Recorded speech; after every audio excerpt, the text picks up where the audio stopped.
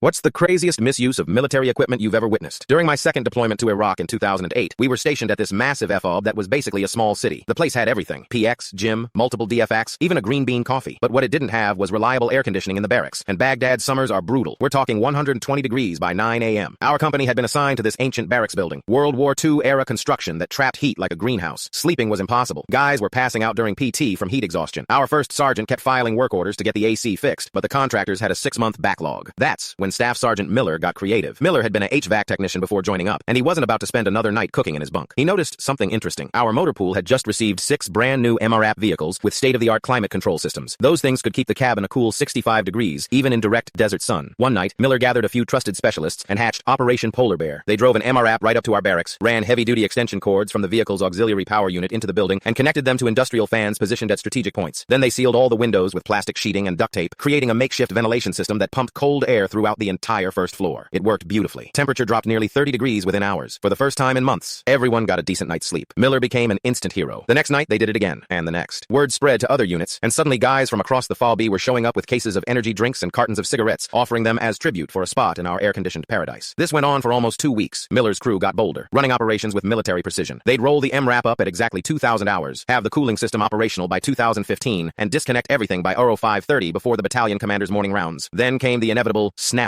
Battalion had an unexpected midnight mission. They needed every MRAP ready to roll, including our makeshift AC unit. But after running the auxiliary power for 10-12 hours every night, the batteries were dead. The battalion commander found Miller's crew frantically trying to jumpstart a multi-million-dollar combat vehicle at 0100, surrounded by extension cords, industrial fans, and enough duct tape to wrap the Pentagon. I've never seen a light colonel that particular shade of purple before. The ass-chewing lasted nearly an hour. I thought he was going to have an aneurysm when Miller tried to explain that he was just improving quality of life for the troops, sir. Amazingly, Miller didn't get court-martialed. The battalion commander was so impressed by the ingenuity that he only gave him 2 weeks of extra duty. But the real twist? 3 days later, contractors showed up to fix our AC. Turns out the battalion commander had called in personal favors to expedite our work order. As for the MRAP, maintenance found that running the auxiliary power system for that long had damaged some components, requiring a complete overhaul. Total cost to the government, approximately $147,000. The battalion commander made Miller write that number on a piece of paper and carry it in his pocket for the rest of the deployment. The wildest part? At the end of our tour, Miller received an Army Achievement Medal for innovative problem-solving and boosting unit morale. Same battalion commander pinned it on him. As he shook Miller's hand, he whispered something that made Miller turn white as a sheet. Years later, at a reunion, I finally asked Miller what the commander had said. He told me the general had gotten wind of our little AC operation and thought it was brilliant. Wanted to implement something similar across all the older barracks. But if I ever pulled something like that again, he'd personally ensure I spent the rest of my military career guarding a weather station in Alaska. Miller just retired last year. 20-year career. Finished as a master sergeant. Still has that piece of paper with $147,000 written on it, framed in his home office. Says it's his most treasured military memento. Proof that in the Army, the line between a genius and an idiot is usually just a matter of who catches you.